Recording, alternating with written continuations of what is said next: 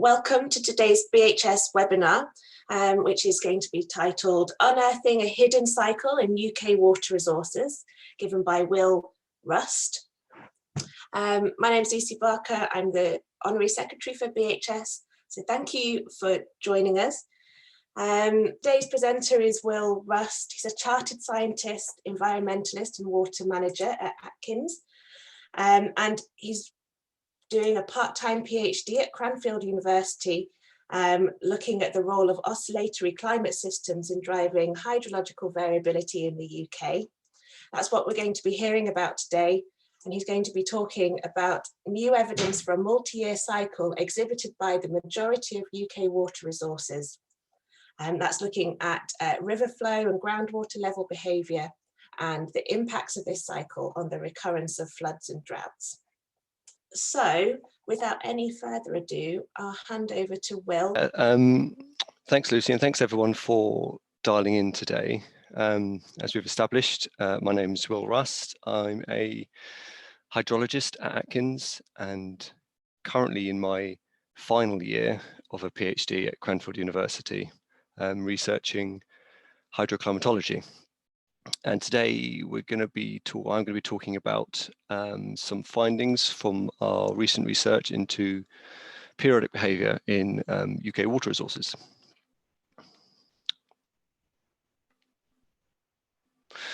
Okay, so a colleague sent this to me. This is a quote from Croydon to the North Downs, a handy guide to rambles in the district by Thomas Frost in 1881.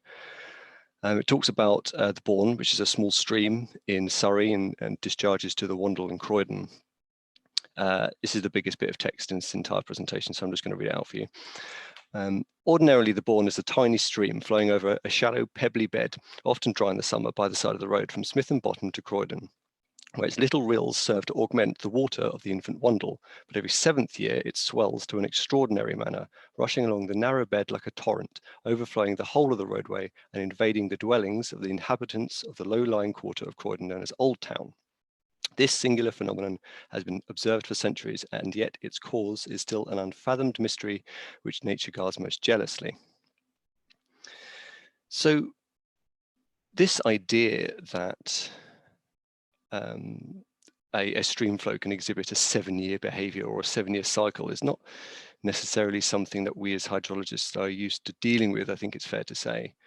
We tend to conceptualise stream flow as having 3 main components, in my mind at least, and that is event-based responses, so fine-scale variability as a result of individual rainfall events or meteorological events. The annual cycle and some sort of long-term change, be that the result of climate change or a land use change, some sort of multi-year slow gradual trend. And I've been looking through some of the flow data of the UK, as you do, and the Clyde at Daldowie, I think, is a pretty good representation of this. We see some fine-scale variability in the flow hydrograph here. We see seasonality, wet in winter, dry in summer, and you can argue that there's perhaps an increasing trend in the mean or an increasing trend in the amplitude of the annual cycle as a result of the climate emergency. So I think it's fair to say this is quite reflective of our conceptualization of stream flow as something that, when we think about cycles, predominantly operates at an annual cycle. And this assumption that seasonality is a good catch-all for water resource behaviour permeates a lot of the metrics that we use to manage water resources. So, for instance, annual exceedance probability, annual average recharge, standard average annual rainfall. They're all assuming that by aggregating data at an annual scale, you're capturing enough of the variance of the data for you to make your decisions. So, if we take this flow and put it through what is essentially a glorified guitar tuner, we get this frequency representation of the data, a spectrum.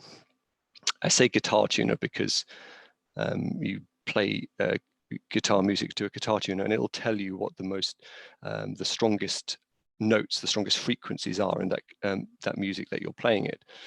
And so in the Clyde at Daldowie, the strongest frequency, the strongest note is that of an annual cycle.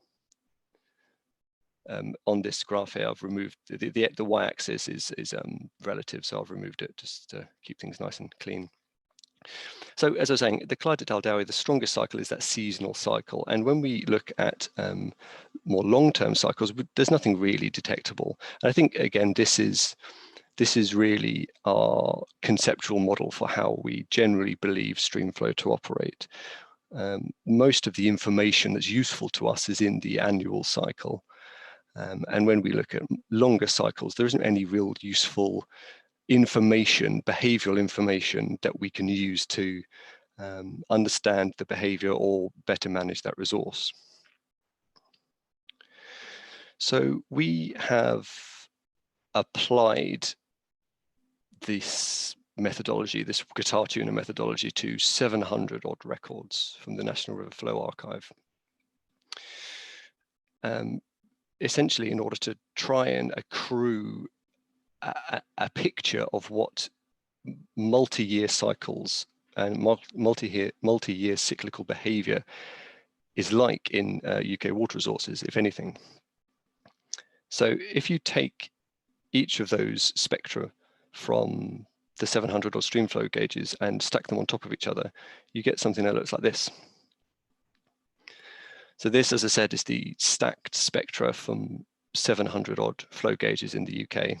I don't know whether my face is covering the little map there, but there's good coverage from the National River Flow Archive anyway. So we can see a few interesting observations, make a few interesting observations here. Firstly, and perhaps most obviously, the annual cycle is almost universally the strongest cycle across all of the streamflow gauges that we looked at. And that agrees with our conceptualization, which makes sense.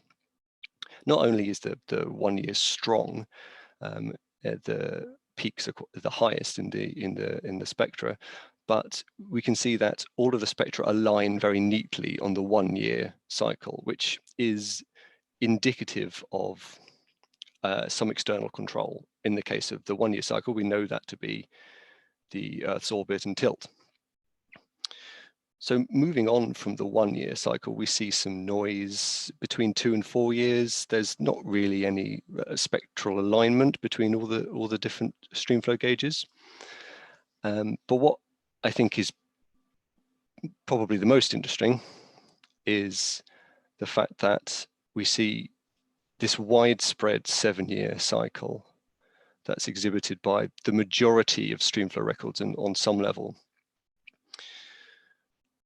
The strength of this cycle is comparable to the strength of seasonality for some catchments.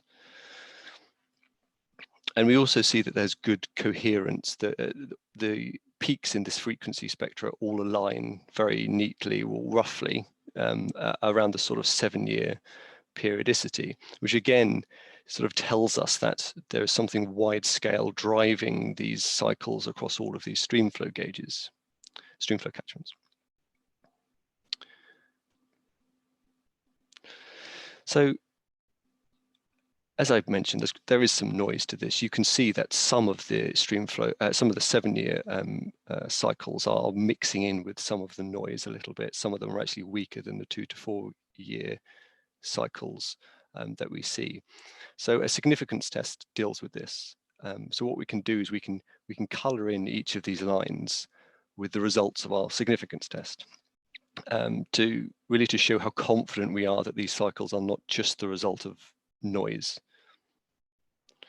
So this is what our significance test results look like. The lighter the color, the more confidence we have that these are real cycles driven by some external mode of variability. The white yellow essentially being our 95% confidence interval. And this helps us to start to filter out some of the unimportant information. So between the 2 to 4 year, we can see that sometimes these periodicities are strong, but they're not significant on the whole. They're not coherent, they don't align in frequency space. So we can start to rule out that information. Likewise, the sort of 8 to 32 year periodicity range, frequency range, while we can more easily prove the significance of those cycles, they're generally weak, and again, they don't align. But what the significance test really highlights is that not only is this 7-year cycle apparent in a vast majority of streamflow gauges in the UK, it is also significant, which is again indicative of some external origin for this cycle. And this cycle also exists in the same cycle, also exists in catchment rainfall, the frequency spectra of catchment rainfall, and also exists in the frequency spectra of groundwater level records from all of the principal aquifers in the UK and others. You can see in our little plot there. So this is a behaviour that permeates most of the UK's water cycle in some form. So if we go back to Thomas Frost for a second, talking about the Boorman, saying this singular phenomenon has been observed for centuries. As part of this study, we don't actually have streamflow data for the Boorman, but we do have streamflow data for the Wandle, which the Boorman feeds. And this is the spectrum from the Wandle, and you can see that the Wandle itself exhibits a strong and significant 7-year cycle that is comparable, not as strong as the seasonal cycle, but it's close to it. So we're actually able to finally measure and quantify what Thomas Frost was talking about 140 odd years ago. So why are we looking at this in the first place? The answer lies somewhere in the North Atlantic Oscillation. Before I explain why that's the case, I'm going to briefly explain what the North Atlantic Oscillation is for those who aren't entirely sure. So in the North Atlantic region, we have 2 semi-permanent centers of pressure. We have a low pressure system over Iceland and a high pressure system over the Azores. And these 2 centers tend to behave in unison, and we call that overall behavior the North Atlantic Oscillation. So when these centers are stronger than their average, when the low is lower than average and the high is higher than average, we get an increased pressure gradient south to north across the North Atlantic. And what that does is it pulls up and intensifies the Gulf Stream and the jet stream, and we get warmer, wetter conditions in Northern Europe, and we get cooler, drier conditions in Southern Europe. And we call this the positive NAO phase. And in the negative NAO phase, the opposite relationship is true. So when the low is not quite as low as normal and the high is not quite as high as normal, we get a relaxation of that jet stream, and we get the opposite effect of weather in Europe. We get cooler, drier conditions in Northern Europe and warmer, wetter conditions in Southern Europe. This white arrow isn't entirely accurate. It's more wavy than that, but you get the picture.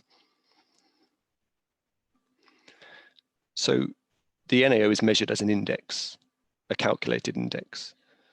And this index is often used in the management of and forecasting of water resources, mainly because of how much control the NAO has on winter rainfall variability in Europe and the UK.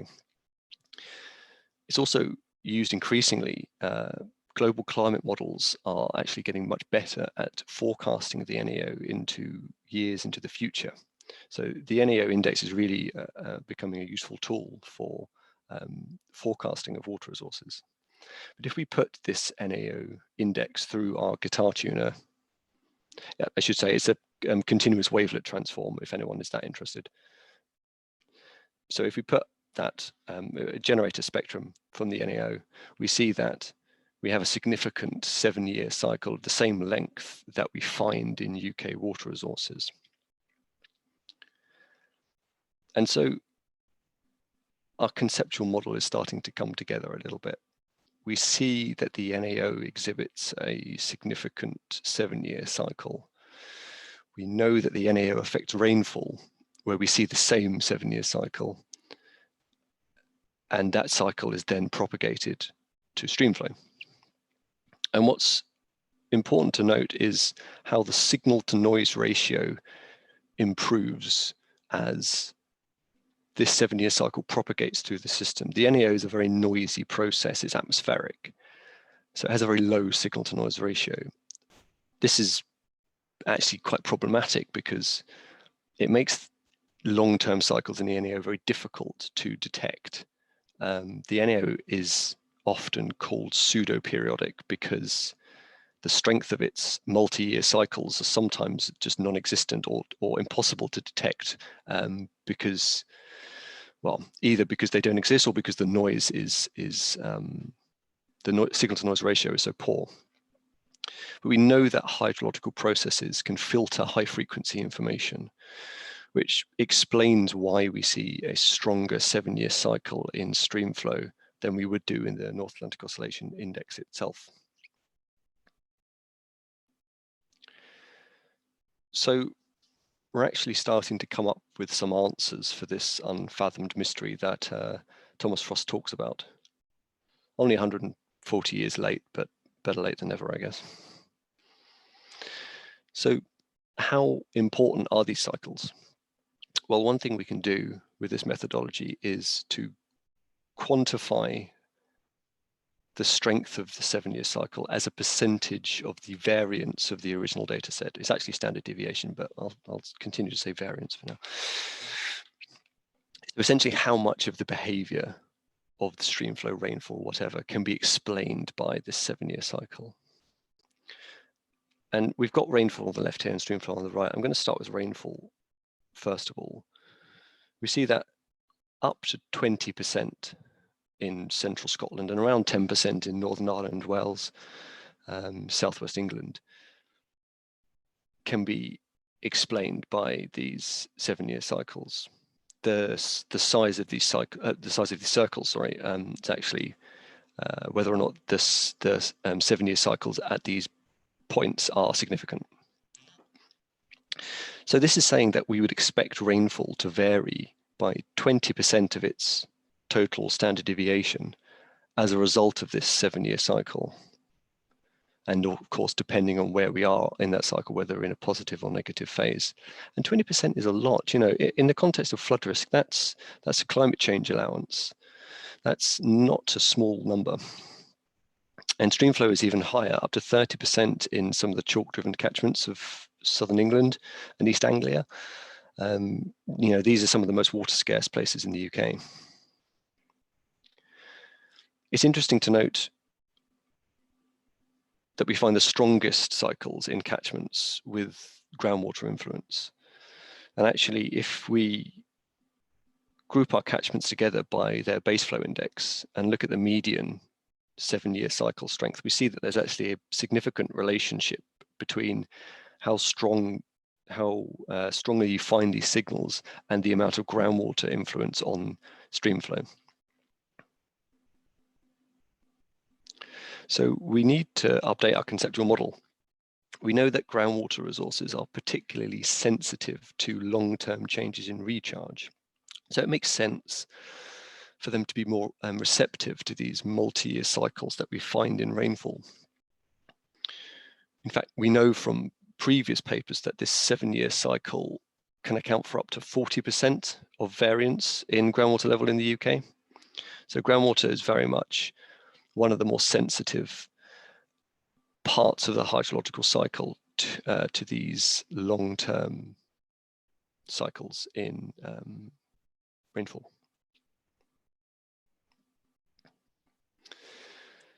So what impact does this have on hydrological extremes, or water resource extremes, you may want to say, but I'll explain why I'm drawing a distinction in a second.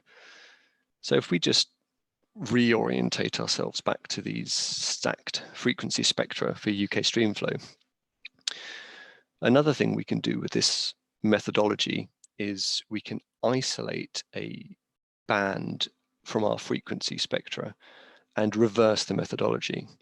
So take this isolated band of frequency information and convert it back into a time series.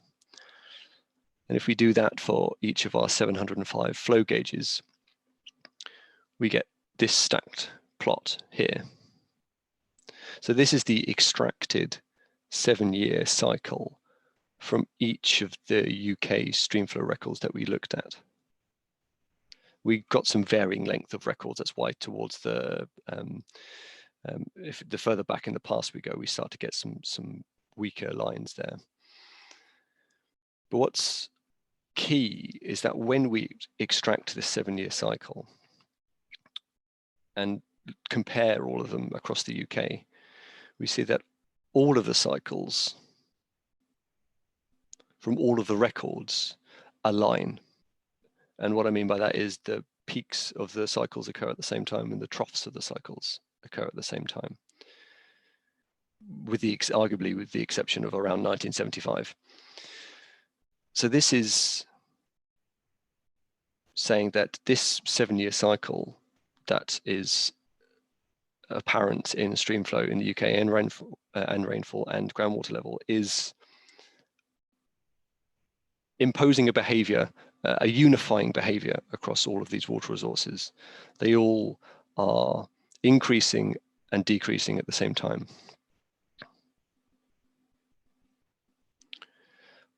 Another interesting thing is this sort of boom around the 1990s, 2000s, where you can see the amplitude swell quite considerably of this 7-year cycle.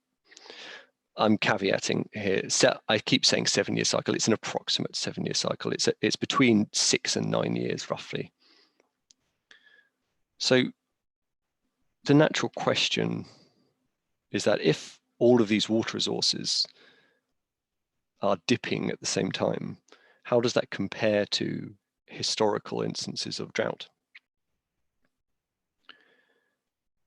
So if you were to overlay all of the biggest widespread droughts in the UK, the recorded droughts at least, for the past 60 odd years, we can see that with the exception of the 1975 drought, all of them align with a minima in this 7-year cycle. And this isn't to say that this cycle is the ultimate driver for these droughts. These cycles only represent a portion of the variability, as we've seen. But what we can see is that a proportion of the severity of these droughts can be ultimately attributed to this 7-year cycle that we have strong evidence to suggest is ultimately driven by the North Atlantic Oscillation. It is interesting that the 1975 drought, which is one of the most severe droughts in UK history, if not the most severe drought, certainly it's a benchmark drought. It's interesting that that drought doesn't fall into a minima. In fact, all of the cycles seem to become confused and muddled around 1975, which is again interesting. We know that the development of the 1975 drought was actually fairly atypical, more sensitive to short-term atmospheric conditions than a regular drought. And so we may be seeing some parallel or some series interaction there that's meaning that the 7-year cycle is coming out of alignment during that time.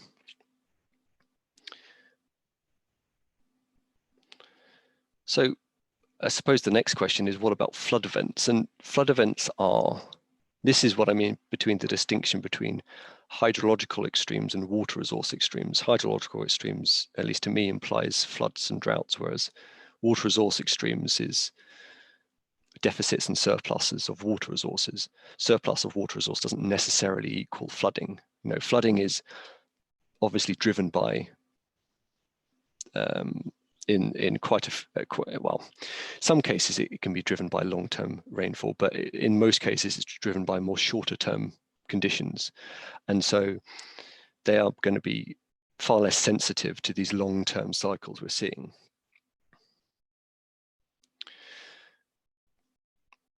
However, if we just go back to Thomas Frost again, and him talking about the Bourne, if we were to reconstruct the Wandle's 7-year cycle, we don't have the Bourne data, unfortunately. But if we were to extract that 7-year cycle from the Bourne, and a very quick, I will caveat, very quick Google as to the key flood events that have impacted the Bourne or the Wandle catchment, we can see again that with the exception of the summer 1981 flood, all of the major floods that have affected this catchment, this river, have occurred at a maxima of this 7-year cycle. So clearly in some catchments, this cycle can have a direct impact on the recurrence of flooding. Likely the case that because the Bourne and the Wandle are so groundwater driven, that actually we're seeing a groundwater sensitivity being expressed ultimately through increased flood risk.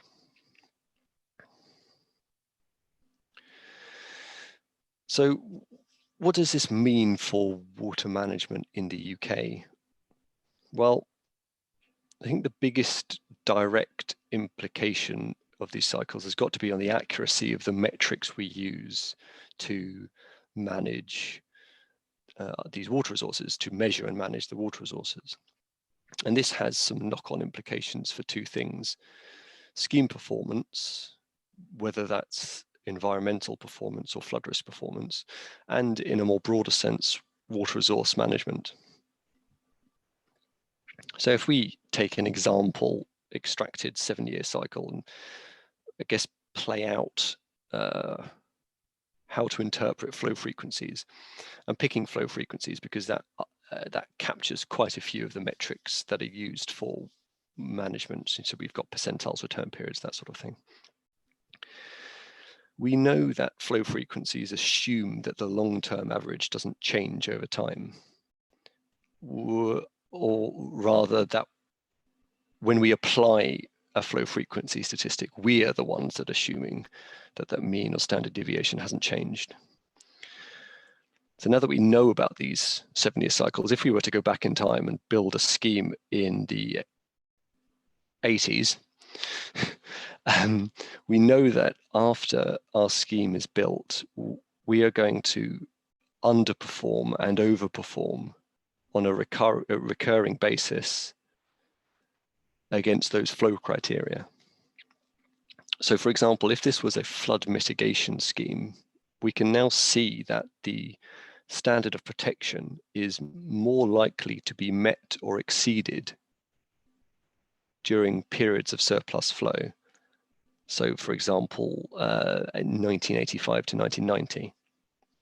Or if this was a fish pass where a low flow requirement is in place for migratory fish species, we can expect extended periods of increased risk of not meeting criteria for up to 3 or 4 years at a time, half the cycle, essentially. If this is one of the catchments where those cycles account for up to 30% of overall behaviour, then we can expect our estimates to be inaccurate by 30% or greater. 30% is an average. Estimates of flow frequencies. And if this is a critical asset, we may want to build in additional resilience to make sure that even in an extreme cycle, an extreme of this cycle, the scheme still meets the standard of protection or the environmental criteria that it is required to. Oops, give you a little sneak peek there by mistake. If we focus on water management in general, actually more specifically on water supply, so this, a lot of abstraction licenses have a constraint based on low flows or sometimes even groundwater level directly. obviously having the information to say when and where you may be able to abstract more than usual, or where you may be more constrained by what you can abstract, is massively useful for the planning of water supply, but both ongoing investment and drought response planning. So the drought planning cycle in the UK is every 5 years, although I believe quite a lot of places produce a plan more frequently than that. Having flexibility in those plans to account for these cycles, may actually help to improve resilience to these water resource extremes, or even take advantage of them. And given that we can now identify catchments that are more sensitive to these cycles, we can also show where we are in the current cycle and also begin to think about where we might be in the future. So we can conceptually extend this rough 7-year cycle into the future and identify periods where we might expect to see increased risk of water resource deficits, or even periods of water resource surplus. So there's obviously some caveats to this. This isn't a statistical prediction. This is simply an acknowledgement of the historical periodic information. Similarly, we don't know how far into the future we can rely on this foresight. While we're confident that the NAO's 7-year cycle is ultimately the cause, we know from previous research that the strength of the NAO's 7-year cycle can vary considerably. That being said, we've seen that for the past 60 years, droughts have aligned with this 7-year cycle. We also know that there's anecdotal information going back hundreds of years suggesting that certain resources are very sensitive to a 7-year cycle. So that gives us some confidence that we can forecast these behaviours, at least in the medium term. So with that in mind, we can start to estimate that around the years 20 to 24 or 28 to 32 are going to be surplus years, so potentially increased risk of flooding, or at least increased water availability. And likewise, years around 2022, 2026, 31 to 35, we could expect to see increased risk of widespread drought. It's actually interesting, the research that we did, our data only went up to 2017. We published a paper early 2019, but these cycles were already showing that 2019 and 2020 were going to be drought years. So it's interesting to have the recurrence of drought in this way sort of validated a little bit. So just to recap, we tend to think of streamflow or water resources in general as having these 3 simple modes of ongoing behavior. I'm excluding, a perturbation or a couple of wet or dry years in a row. Fine scale variability, the annual cycle, and a long-term trend, whether that be the climate crisis, whether that be a slow land use change or catchment change. But actually, we now understand that water resources can be made up of multiple cycles. And critically, some of those cycles are driven by external influences and can account for, a considerable amount of the total behavior of that resource. So hopefully we're, in a position, or starting to get into a position, that we can begin, now that we understand these cycles, to begin to improve and maybe even optimize some water resource management in the UK. I think that is the end. So if you are interested in reading the papers that went into this presentation, there are some QR codes there for you to scan, or I can figure out posting a link in the chat. We also have a article out in May's edition of The Environment, which talks about the research behind this presentation as well. So if you're interested, by all means, check them out. Thank you very much. Well, thank you very much, Will. That was really interesting presentation and some amazing graphics in there as well. We've got several questions in the chat. I might sneak in there with one from me first, Sure. Which is, I wondered, I might have missed it just at the start of your presentation, but have you looked at, do these cycles occur in river flow records that are longer? One of the start dates on your plot seem to be up 1945. There are some that start kind of before that. And I guess, have you considered looking at whether these occur in reconstructed river flows going back much earlier? We haven't. Oh, I'm muted. I feel like I'm muted. Nope. We haven't looked at any reconstructed data. We have looked at some of the really long-term groundwater level records and stream flow records in the UK. And those cycles exist in those. We can also, what we've done recently is there's a form of this methodology we've used where you can, it's a bivariate case, you can compare two records, and we've been comparing the North Atlantic Oscillation, which also goes back quite a way, and you can find, you know, a strong relationship that exists there. The difficulty with using one record in isolation is you don't really know, you can't really tell whether by looking at multiple data sets, it adds evidence to the fact that this is a widespread cycle and a true cycle.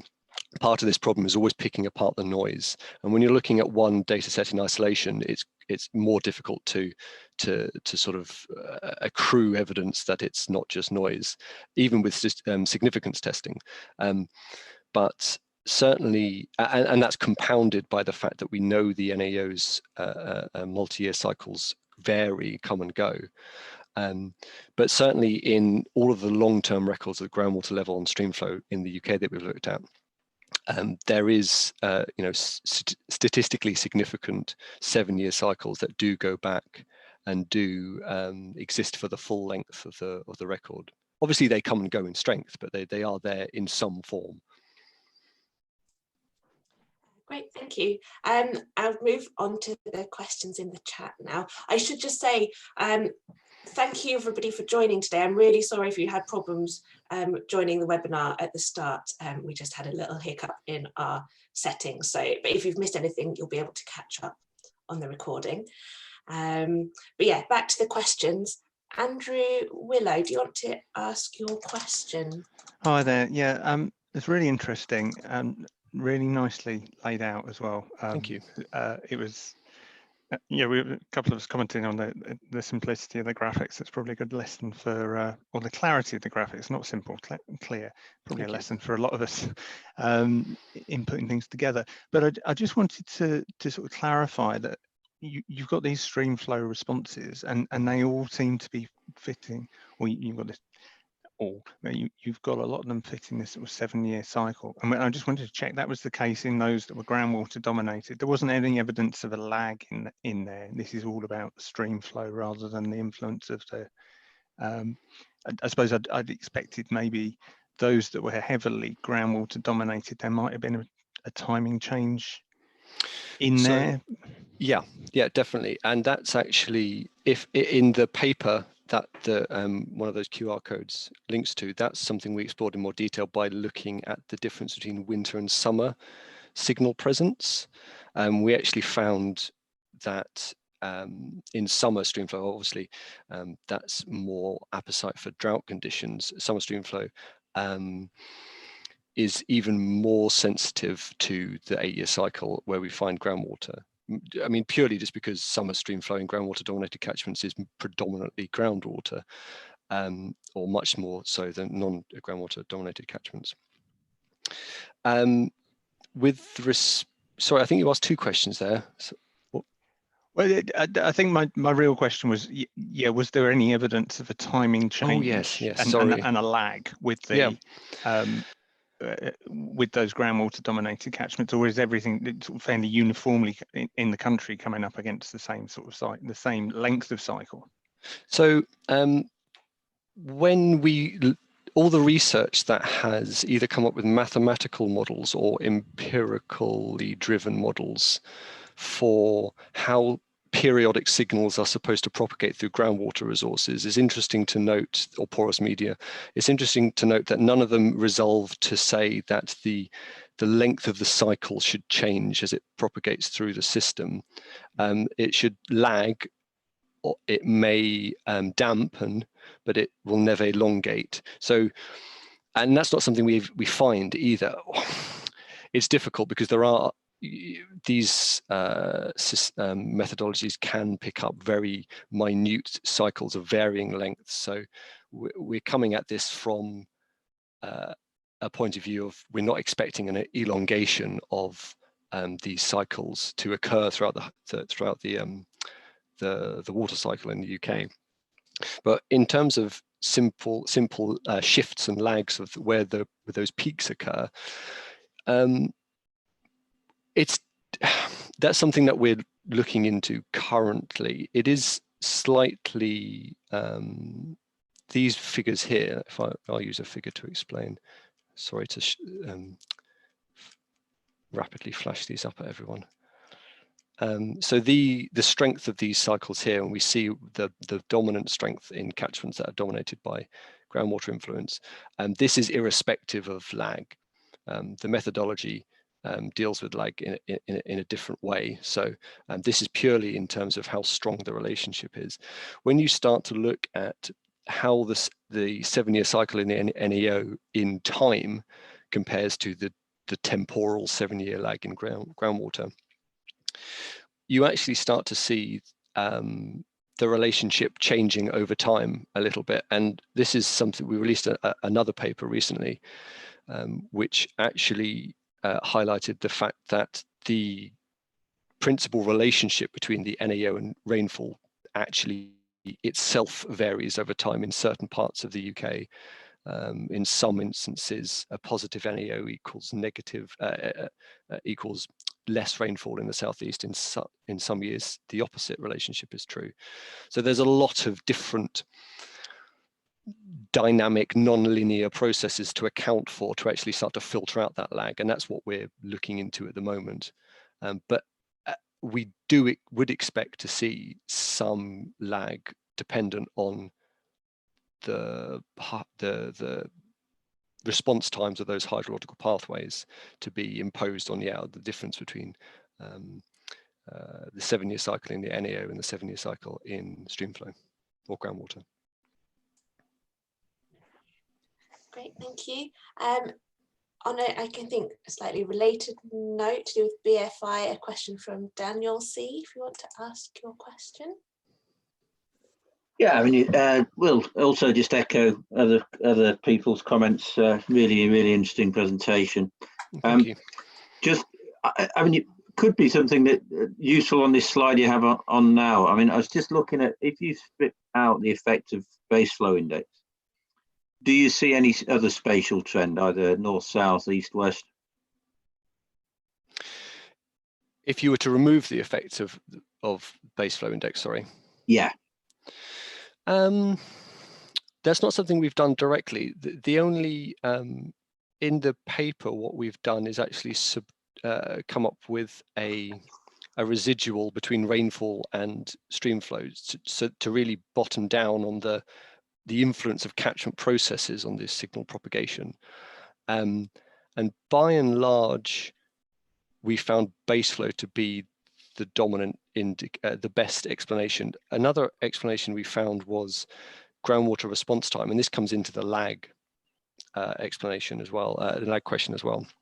We found that where you have a groundwater system whose response time is similar to 7 years, that's where you find stronger signals. If it's shorter than 7 years, you find weaker signals. If it's longer than 7 years, you find weaker signals. We explain that simply by the fact that shorter response times are going to be more noisy, therefore the signals are going to be weaker, and longer response times are actually going to start to filter out this 7-year cycle. If you have a 30-year response time, a 7-year cycle is never going to make it through intact.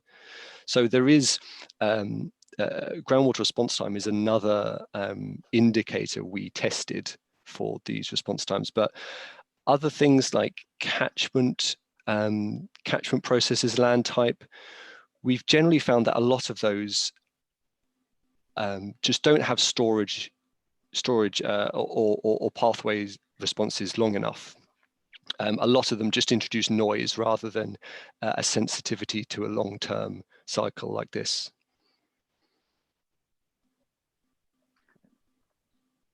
Thank you, Will. Matt James, you're up next with your question, if you want to ask Will.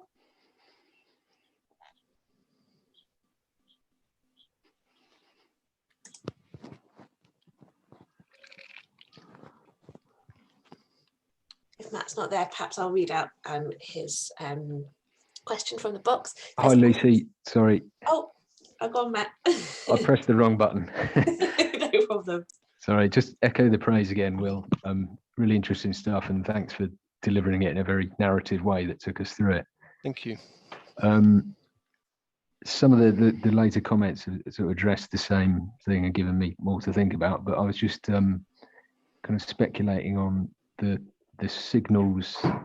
The signal strength looked longer in the sort of longer than 7-year frequency. I'm just wondering if maybe that could just be multiples of the 7-year cycle. And then perhaps connected to that, the boom which you identified around 2000 seemed to have a nice symmetry to it, as if it was part of maybe a longer period cycle, although perhaps you didn't have the record length to see if that would sort of repeat itself. So just wondering if you noticed anything around those longer cycles. Sure. And groundwater was one of the first things we started to look at. And in groundwater, you see very strong 16 to 32 maybe length cycles. Now, according to as much as I can understand the methodology as possible, and which I will caveat, I'm not a mathematician, but the methodology is designed to, the continuous wavelet transform is designed to not be interfered, to not be subject to interference from other periodicities. So it should only detect the periods that it's currently looking at. And so this 16-ish periodicity, I don't believe is an expression of the 8-year periodicity. If it were the case that we would see reflections or shadows of previous periodicities, the whole spectrum would be a shadow of the 1-year periodicity. What I do believe it is the East Atlantic pattern, which is a secondary control. Well, maybe I don't believe, but there's evidence to suggest. I think believe is a very strong thing to say at this point, but some researchers found a weak 16-ish year cycle to the East Atlantic pattern, and the East Atlantic pattern is a secondary control on weather, much like the NAO is a primary control. So the working theory at the moment is that this is some other cycle, the East Atlantic pattern. The North Atlantic pattern doesn't really have a 16-year cycle to it. Regarding this, the fact that this swell may be a part of a wider cycle, it may well be. You know, these atmospheric dynamics, whether or not you agree that the cycle in the NAO is a true cycle driven by planetary dynamics similar to the cycles you see in El Nino. And so whether you believe that or not, there's still massively complex things that may create cycles within cycles, metacycles. With a 7-year cycle, we're starting to get to the point where we don't have quite enough data to actually start to properly explore whether there are metacycles.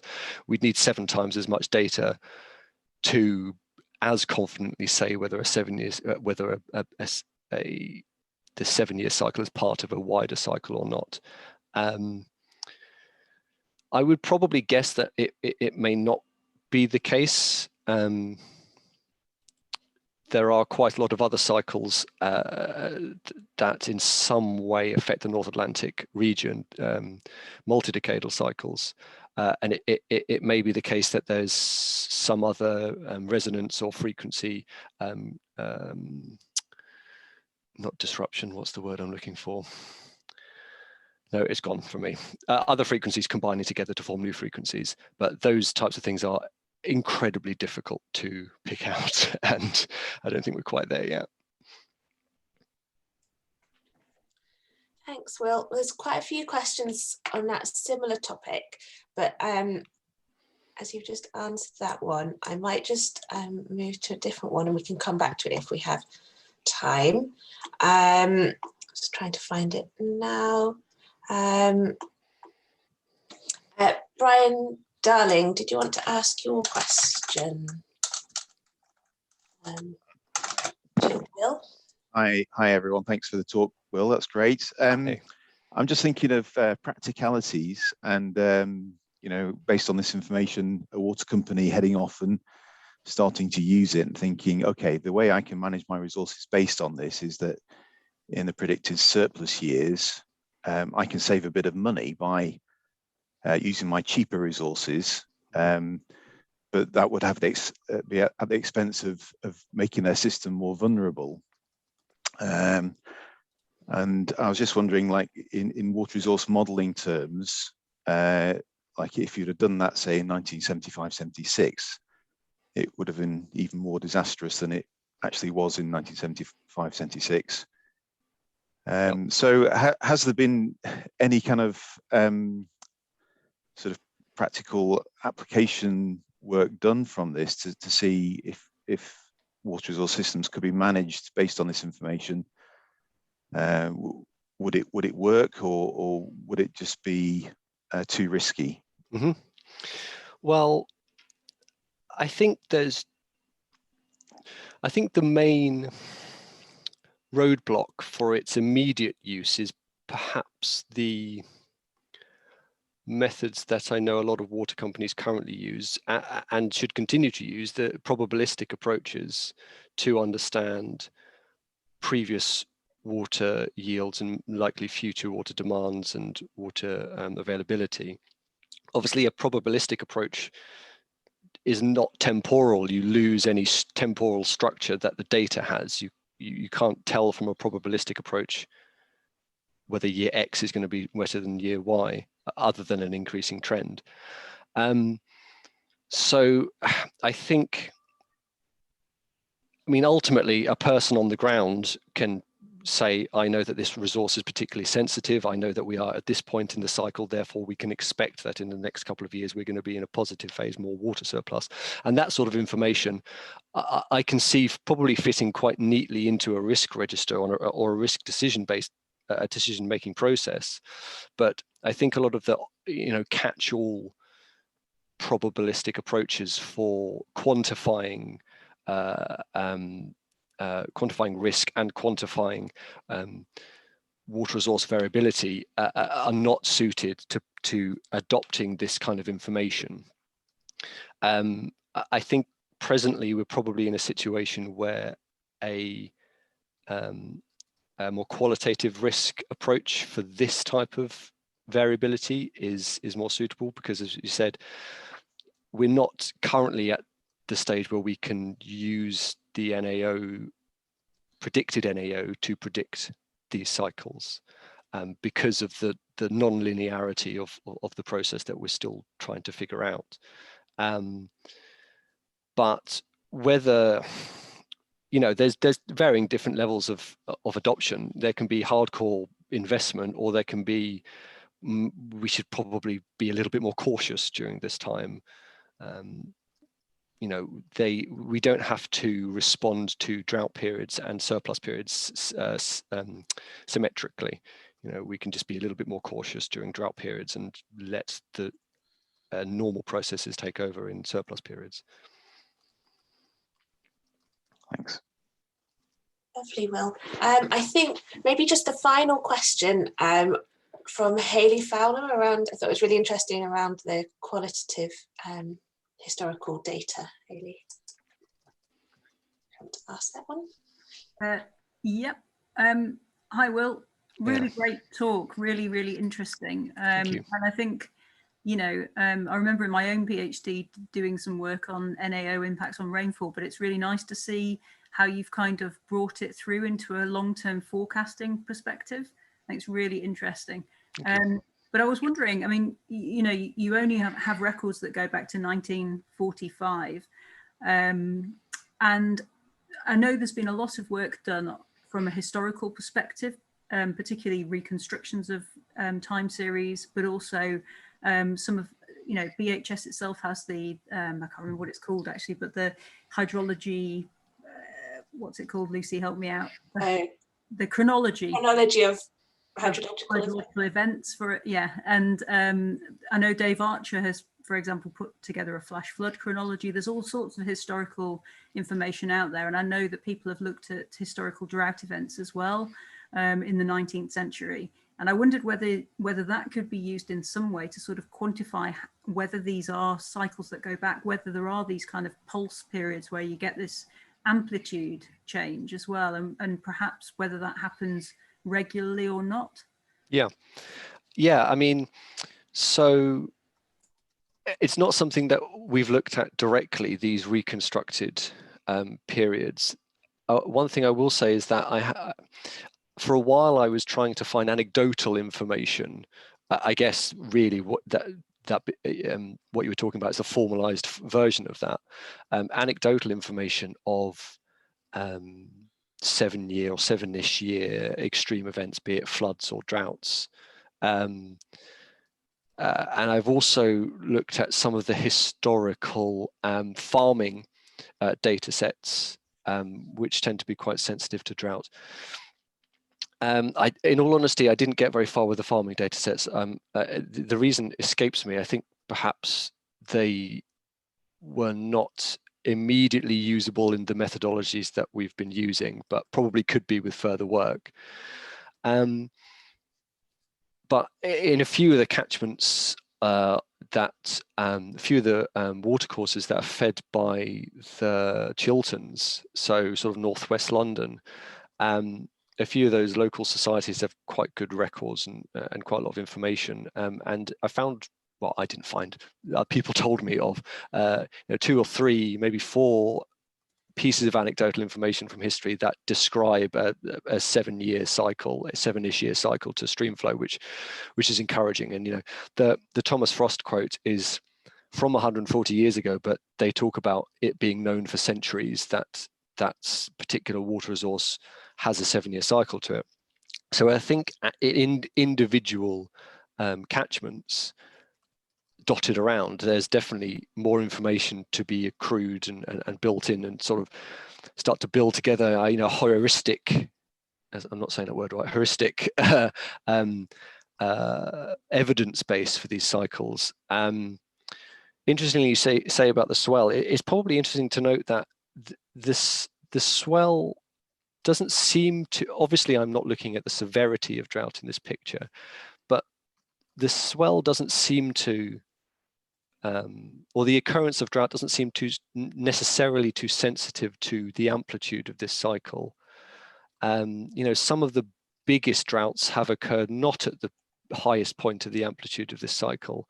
I guess it just highlights that we're talking about increased periods of drought risk, doesn't directly translate into droughts occurring, which gives some confidence to the fact that even if these signals are weak going back into the past, they can be, or into the future, they can have some utility for making us more aware of drought risk, drought rich periods. But I would be very excited to nerd out over historical records and try and see if they align to this cycle. Yeah. Thanks, Will. Well, yeah, the BHS chronology of events is a good place to start, I guess. looking back at some of those things.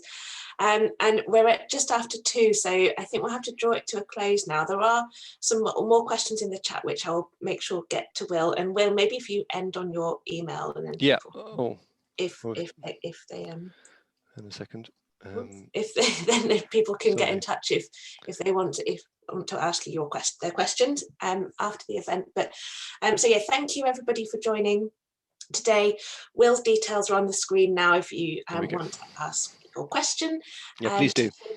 And if you missed any at the start, again, lots of apologies for that. Hopefully we've got that sorted again for our next webinar. But if you missed anything, watch out for the recording, which should be on YouTube shortly. So yeah, thanks again, Will, and thank you everybody for joining us today.